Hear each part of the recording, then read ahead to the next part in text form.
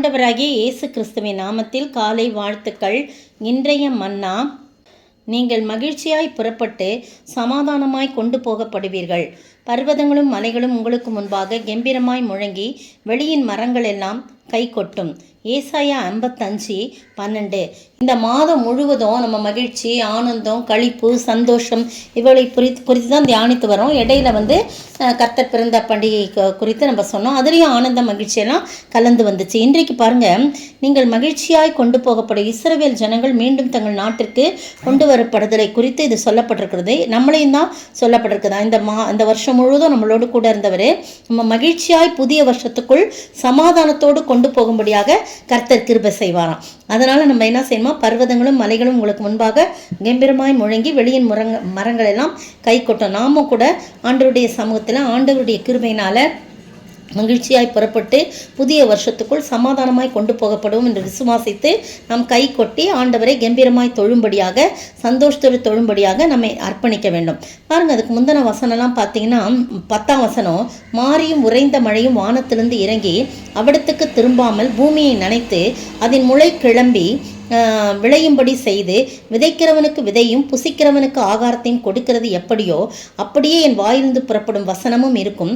அது வெறுமையாய் என்னிடத்தில் திரும்பாமல் அது தான் விரும்புகிறதை செய்து நான் அதை அனுப்பின காரியம் ஆகும்படி வாய்க்கும். எவ்வளவு அருமையான வார்த்தைகளை ஏசாயா தீர்க்கன் மூலமாக சொல்கிறாரு. இப்போ என்ன சொல்கிறாங்க, நீங்கள் மகிழ்ச்சியாக புறப்பட்டு உங்களை கொண்டு போய் சமாதானமாக நான் 2025 கொண்டு போய் விடுவேன். அதனால் நீங்கள் சந்தோஷமாக இருங்க.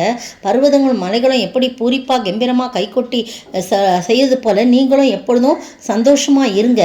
பர்வதம் மலையெல்லாம் கையை கொட்டுமா? நம்மளை தான் அதை பற்றி சொல்லப்பட்டிருக்குது. அதனால் கை கொட்டும்போது நம்ம தான், மரங்கள்லாம் கை கொட்டுமா? இல்லை, நம்ம தான் கை கொட்டி கையை தட்டி நம்ம ஆனந்த சந்தோஷத்தோடு அந்த புதிய வருஷத்துக்கும் நம்ம பிரவேசிக்க ஆண்டவர் கிருபை செய்வா.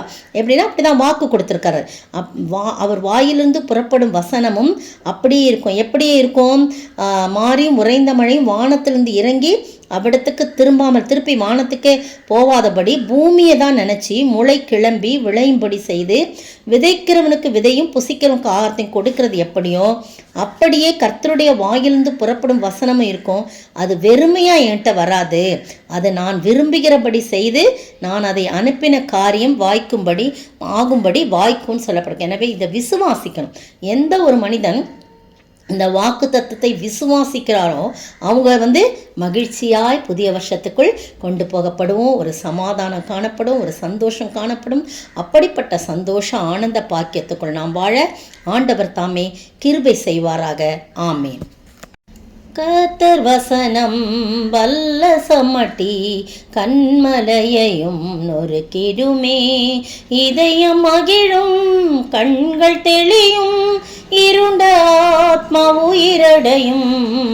சத்திய வேதம் பக்தரின் கீதம், சுத்தர்கள் போகும் பாதையின் தீபம், உத்தம மார்க்கம் காட்டும் சத்திய வேதம்.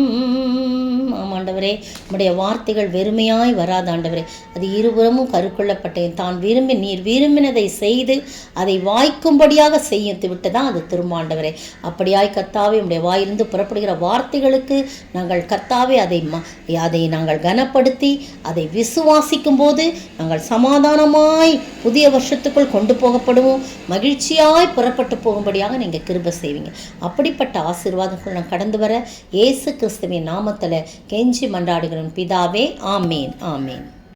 நேற்றைய பதில், இதோ ஒரு தாலந்து நிறையான ஈய மூடி தூக்கி வரப்பட்டது. மரக்காலின் நடுவிலே ஒரு ஸ்திரீ உட்கார்ந்திருந்தாள். சகரியா 5:7. இன்றைய கேள்வி, இதோ எதற்கு நடுவாக எதை கண்டேன் என்று சகரியா தீர்க்கன் சொல்லுகிறார்.